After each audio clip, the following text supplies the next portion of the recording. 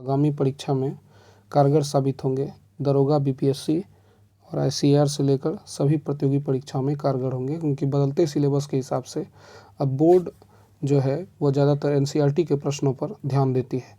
तो विश्व इतिहास इसमें कहीं ना कहीं महत्वपूर्ण पहलू रखता है। क्योंकि मैं इससे पिछले वाले दरोगा मेंस का कैंडिडेट खुद रह चुका हूं, तो मुझे पता है कि वहां से विश्व इतिहास से भी 2-3 प्रश्न पूछे गए थे। तो यूटोपियन समाजवाद उदाहरण है। तो यूटोपियन समाजवादी जो थे ये कल्पनाशील समाजवादी थे। इनका मानना था कि वस्त्र और पोशाक के जरिए जो है हम समाज के बारे में जान सकते हैं। राष्ट्र की धारणा इसके लिए एक अलग प्रकार की धारणा थी।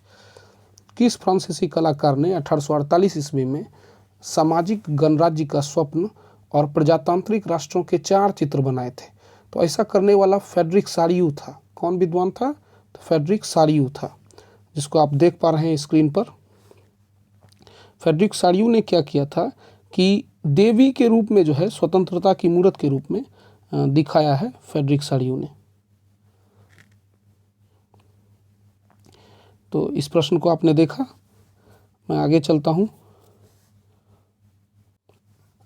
किस शताब्दी में यूरोप के बहुराष्ट्रीय वंशीय साम्राज्यों के स्थान पर राष्ट्र राज्य का उदय हुआ? तो ये क्या 19वीं शताब्दी की धारणा थी।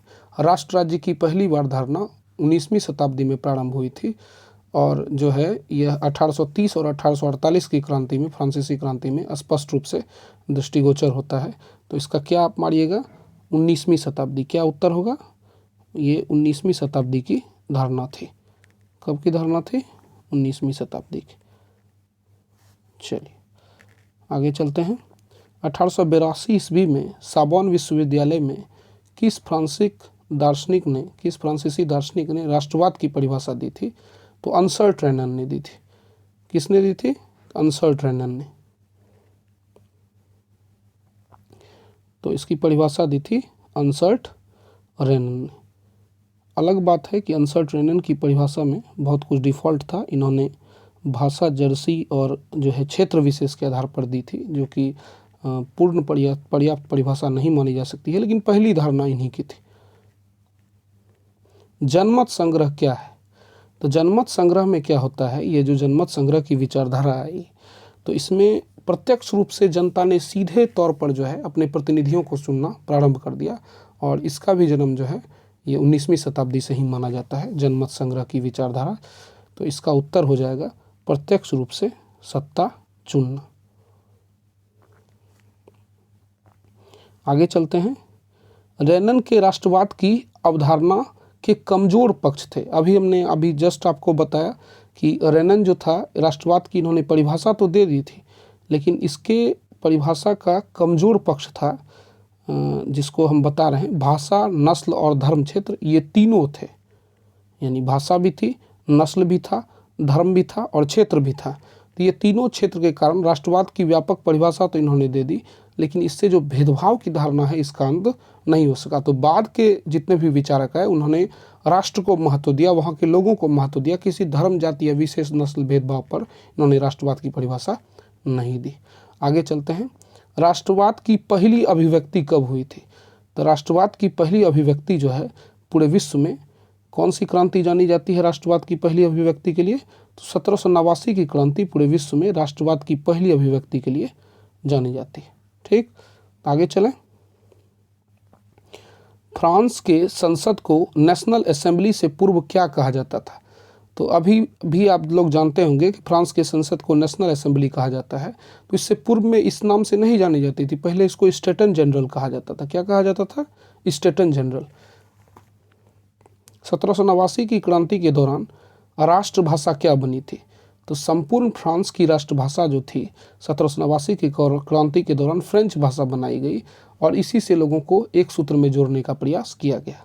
जैकोबिन क्लब की स्थापना का श्रेय किसको जाता है? तो ये रॉबस्पियर को जाता है।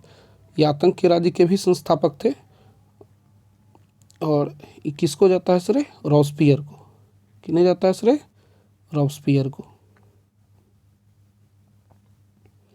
आगे चलते हैं। जर्मन पंचांग से कौन संबंध रखता है? तो जर्मन पंचांग से संबंध रखने वाला कैसल था। कौन था? कैसल था और इसने इसी पंचांग के जरिए जो है तस्वीर उपस्थित किया था तत्काल फ्रांस की, जर्मनी की राजनीति की, जिसका फ्रांसीसी क्रांति से प्रभाव पड़ा था। अगला प्रश्न है, नेपोलियन संहिता कब लाई गई? तो नेपोलियन संहिता जो है ये 1804 में लाई गई थी। कब लाई गई थी? 1804 ईस्वी में नेपोलियन ने कोडबद्ध किया था और पहली बार इस संहिता के जरिए जो है नागरिक अधिकार की रक्षा की बात की गई थी और पूरे विश्व के मानचित्र पर नागरिक के क्या क्या अधिकार हैं इसको नेपोलियन बोनापार्ट ने सिद्ध किया। निश्चय ही यूरोप के लिए यह सबसे बड़ी घटना थी। जर्मनी में स्वतंत्रता के वृक्ष के रोपण का चित्र किसने प्रस्तुत किया था? तो जर्मनी में स्वतंत्रता के वृक्ष के रोपण का चित्र जो है प्रस्तुत किया गया था, ये कैस्पर फ्रिट्ज के द्वारा किया गया था। कौन विद्वान थे? Caspar Fritz. कैस्पर फ्रिट्ज ने क्या किया था कि एक स्त्री का चित्रण किया था जो स्वतंत्रता की देवी थी, जिसके एक हाथ में मशाल जल रहा था। उसके नीचे जो खंडहर, राजतंत्र के खंडहर को दिखाया गया, अर्थात राजतंत्र के खंडहर को चीरकर स्वतंत्रता की देवी प्रकट हुई हैं, जिसमें उसके वस्त्र जो हैं अलग अलग जाति धर्म के लोग को बताते हैं। अगला है 1813 में कौन सा युद्ध हुआ था? तो 1813 का युद्ध जो था, मुख्यतः इसको लाइप्जिग का युद्ध जाना जाता है। इसमें नेपोलियन पराजित हुआ था। कौन सा युद्ध था? लाइप्जिग का युद्ध। हैब्सबर्ग साम्राज्य का शासन था। हैब्सबर्ग साम्राज्य जो था वह ऑस्ट्रिया और हंगरी दोनों क्षेत्रों पर शासन करती थी।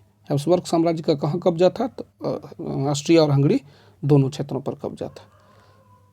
चूँकि नेपोलियन बोनापार्ट के पतन के पश्चात क्या हुआ कि फिर से फ्रांस जो है वह यूरोप की गतिविधि में हलचल ना बसाए, तो इसी के कारण मेटरनिक के नेतृत्व में एक बार सम्मेलन बुलाया गया वियना में और उसी में यह रखा गया कि फ्रांस को जो है चारों ओर से एक मजबूत संगठन से घेर दिया जाए ताकि यहाँ किसी भी प्रकार की क्रांतिकारी घटना नहीं हो सके। आगे है कि हंगरी की आधी आबादी कौन सी भाषा बोलती थी? तो हंगरी की आधी आबादी जो थी ये मैग्यार भाषा बोलती थी। कौन सी भाषा बोलती थी? आधी मैग्यार बोलती थी। शेष में पोलिश, इटली, फ्रेंच सभी भाषा बोले जाते थे। 19वीं शताब्दी का राजनीतिक उदारवाद में मताधिकार था। तो 19वीं शताब्दी में मैं बता दूं कि पहली बार जब क्रांति हुई थी तो यह केवल कुलीन वर्गों तक ही मताधिकार क्या था? स्थिर था। तो इस तरह से आप कह सकते हैं कि परिवर्तन जरूर राजनीति में हुआ, लेकिन कुलीन वर्गों के हाथ में यानी संपत्तिशाली वर्गों के हाथ में रहने के कारण यह उतनी कारगर स्थिति नहीं कही जा सकती। 1834 ईस्वी में प्रसा में व्यापारियों के लाभ को ध्यान में रखकर एकल शुल्क बनाया गया। चूँकि फ्रांस में ऐसी स्थिति मानी जाती थी कि इतने ज़्यादा टैक्स लगाए जाते थे कि 52 रुपये के कपड़े जो है वह आते आते 5 जगह चुंगी कर देते उसका मूल्य 65 से 62 रुपये तक हो जाता था, कहीं कहीं 57 रुपये तक हो जाता था। तो इसके लिए क्या किया गया कि 1834 ईस्वी में बार बार कर देने के यानी एकल शुल्क के लिए जोल्बेराइन नामक एक संस्था बनाई गई थी 1834 ईस्वी में। यह निश्चित अवश्यंभावी प्रश्न है कि आ सकता है परीक्षा में कि जर्मनी में प्रसा के व्यापारियों के लाभ को देखकर एकल शुल्क की व्यवस्था लाई गई थी, उसे क्या कहा गया था? जोल्बेराइन। या जोल्बेराइन संघ का संबंध है तो किससे? तो प्रसा से। आगे चलिए, आगे है कि राज्य की संपत्ति और चर्च में विश्वास करती थी। राज्य संपत्ति और चर्च में विश्वास करती थी, ऐसा किसका मानना था? तो चर्च में विश्वास करने वाले रूढ़िवादी कहलाए, अर्थात उनका मानना था कि चर्च का ही शासन होना चाहिए, अर्थात राजा शासन चलाए और जनता उसके शासन के अनुसार जिए। वियना कांग्रेस की बैठक कब हुई थी? तो वियना कांग्रेस की मैंने इससे पहले भी बता दिया था कि 1815 ईस्वी में मेटरनिक के नेतृत्व में वियना में एक कॉन्फ्रेंस बुलाई गई थी जिसमें फ्रांस को चारों ओर से बांधना मेनली उद्देश्य था। वियना कांग्रेस की अध्यक्षता कौन कर रहा था? तो वियना कांग्रेस की अध्यक्षता जो है ऑस्ट्रिया का चांसलर मेटरनिक कर रहा था। कौन कर रहा था? तो ऑस्ट्रिया का चांसलर मेटरनिक। बुर्बो राजवंश की सत्ता फिर से बहाल की गई। चूँकि मेटरनिक जो था वह घोर प्रतिक्रियावादी था और वह पूरी तरह से रूढ़िवादी विचारधारा में भरोसा करता था। तो 1815 ईस्वी में जब बुलाई गई वियना कांग्रेस की बैठक और वहीं से फिर से फ्रांस में बुर्बो राजवंश को बहाल कर दिया गया और लुई फिलिप के हाथों सत्ता गई। नेपोलियन के पतन के समय जर्मनी कितने टुकड़ों में विभक्त था? तो जिस समय नेपोलियन परास्त हुआ था तो मेटरनिक ने सारी व्यवस्थाओं को बदला, लेकिन जर्मनी के जो 39 टुकड़े थे ना तो उसमें कोई परिवर्तन किया, उसे यथावत रहने दिया। तो जर्मनी कितने टुकड़ों में विभक्त था उस समय? 39 टुकड़ों में। कार्बोनरी संस्था का संबंध किससे है? तो ये कह सकते हैं कि इटली के एकीकरण का सबसे बड़ा दूत या नायक, जिसको मेजनी कहा जाता है, और मेजनी ने ही कार्बोनरी संस्था यानी गुप्त कार्बोनरी संस्था से संबंधित था, और जब तक रहा यह इटली के एकीकरण का प्रयास करते रहा। तो मेजनी का जन्म कहाँ हुआ था? तो मेजनी, इसका जन्म जो है जेनेवा में हुआ था। कहाँ हुआ था? जेनेवा में। किसने कहा था कि राष्ट्र ही मनुष्य की प्राकृतिक इकाई है? तो यह भी कथन किसका था? मेजनी का था। मेजनी का मानना था कि जाति धर्म से हटकर अगर राष्ट्र को ही मनुष्य की प्राकृतिक इकाई बना दिया जाए तो निसंदेह हमारा देश आगे निकल सकता है। मेटरनिक ने किसे हमारी सामाजिक व्यवस्था का खतरनाक दुश्मन बताया था? तो मेटरनिक जिस समय पूरे यूरोप की गतिविधि को देख रहा था उस समय मेजनी सक्रिय था, क्योंकि मेजनी चाहता था कि इटली का एकीकरण हो, और इसलिए मेटरनिक ने मेजनी को क्या कहा कि यह सामाजिक व्यवस्था का खतरनाक दुश्मन है, क्योंकि वह राजतंत्र व्यवस्था का समर्थक था और मेजनी जो है वो प्रजातांत्रिक व्यवस्था का समर्थक था। किसका मानना था कि जब फ्रांस सीखता है तो पूरे यूरोप को सर्दी जुकाम हो जाती है? तो ऐसा मेटरनिक का मानना था, क्योंकि फ्रांस एक ऐसा राष्ट्र था जहाँ से जो भी क्रांति की शुरुआत हुई उसका असर वियना पे भी पड़ा, हंगरी पे भी पड़ा, और स्विट्ज़रलैंड पे भी पड़ा, नीदरलैंड साम्राज्य पे भी पड़ा। बहुतों के उपनिवेश चले जाते थे, बहुत में जो राजतंत्र परंपरा थी उसका समापन हो जाता था, कुछ ना कुछ गतिविधि में हलचल होना तय था। इसलिए मेटरनिक को ऐसा लगता था कि अगर फ्रांस में कुछ भी हलचल होगी तो संपूर्ण यूरोप पर उसका असर पड़ेगा, इसलिए यह कथन कहा गया था। तो इसका आंसर क्या हो जाएगा? मेटरनिक।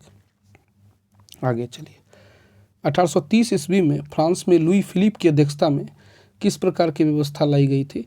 तो 1830 ईस्वी में संवैधानिक राजतंत्र की व्यवस्था लाई गई, यानी फ्रांस में संवैधानिक व्यवस्था तो फिर से बहाल हुई, लेकिन राजतंत्रात्मक व्यवस्था थी, प्रजातंत्रात्मक व्यवस्था नहीं थी। तब कथन सही चुनना है। तो जानते हैं कि फ्रांसीसी क्रांति के फलस्वरूप संपूर्ण यूरोप की गतिविधि पर जब असर पड़ता था तो 1821 ईस्वी में अपनी सभ्यता संस्कृति के लिए ओटोमन साम्राज्य जो था, जहां तुर्की का अधिकार यूनान तक आ गया था, तो वहां जो ईसाई की परंपरागत व्यवस्था थी, चर्च व्यवस्था थी, उसे तहस नहस करके एक इस्लामिक व्यवस्था लाने का प्रयास किया गया था। इसी के चलते यूनानी लोग जो है क्रांति के लिए उतरे थे, लेकिन मेटरनिक का वर्चस्व इतना था कि वह तुर्की ओटोमन साम्राज्य को संरक्षण देता था। इसके चलते जो है वह सफल नहीं हो पा रही थी, लेकिन बाद में सभी देशों ने दिया। लॉर्ड बायरन का नाम इनसे जुड़ा हुआ है यूनानी स्वतंत्रता संग्राम से। तो 1821 ईस्वी में यूनानी स्वतंत्रता संग्राम का प्रयास हुआ। 28 में नवारिनो की खाड़ी में युद्ध हुई। 1832 ईस्वी में कुस्तुनतुनिया की संधि के पश्चात जो है यह सफल रहा। तो अर्थात दोनों कथन क्या है? सत्य है। चलिए आगे की ओर चलते हैं। चलिए आगे की ओर चलने में तो सबसे पहले ये जानिए कि रोमानी चिंतन क्या है। राष्ट्रवाद की ऐसी धारणा जिसमें नाच, गायन इत्यादि के विधि द्वारा जो है, चित्रण, इस सब की विधि द्वारा जो है लोगों में रुचि की भावना पैदा करना क्या कहलाया? रोमानी विचारधारा कहलाया। और यह राष्ट्रवाद की नई विचारधारा थी। तो योहान गॉटफील्ड का इसको श्रेय जाता है रोमानी चिंतन में, और ये जर्मनी के थे। पॉलिनिस ने नर्तन के द्वारा किया था, मर्जुका ने नर्तन के द्वारा किया था, और कुपन्स्की ने गायक के द्वारा किया था। अर्थात इसमें क्या जो है, इनमें से चारों इन्फॉर्मेशन जो है चारों रोमानी विचारक है। सही कथन चुनना है। 1848 ईस्वी में क्या हुआ था कि फिलिप के शासन का अंत कर दिया गया था। 1848 ईस्वी में 30 में लुई फिलिप को बिठाया गया था और संवैधानिक राजतंत्र हुई थी। इससे पिछले वाले प्रश्न में हमने बताया है। तो 1848 में क्या हुआ कि फिलिप के शासन का अंत हो गया। 21 वर्ष से ऊपर के संपूर्ण जो युवा हैं उन्हें वयस्क मताधिकार दिया गया, और पहली बार वयस्क मताधिकार का लक्षण यहीं से फ्रांसीसी क्रांति से दिखाई पड़ता है।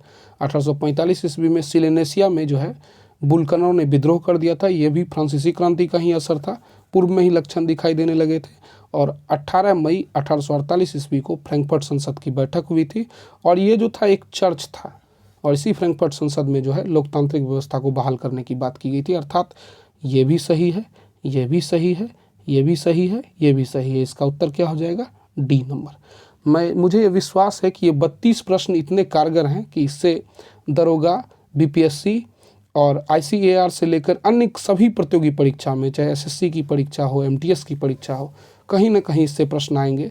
और यह जो उस समय मुश्किल प्रश्न माने जाते हैं, अब आपके इस वीडियो देखने के बाद कहीं ना कहीं आपके लिए आसान ज़रूर होगा GKS बनाना। तो NCERT का यह प्रश्न है। मैं आगे वीडियो लेकर इसी तरह आते रहूँगा। आपका काम जो है चैनल को सब्सक्राइब करना है ताकि आपको नोटिफिकेशन मिलता रहे। धन्यवाद।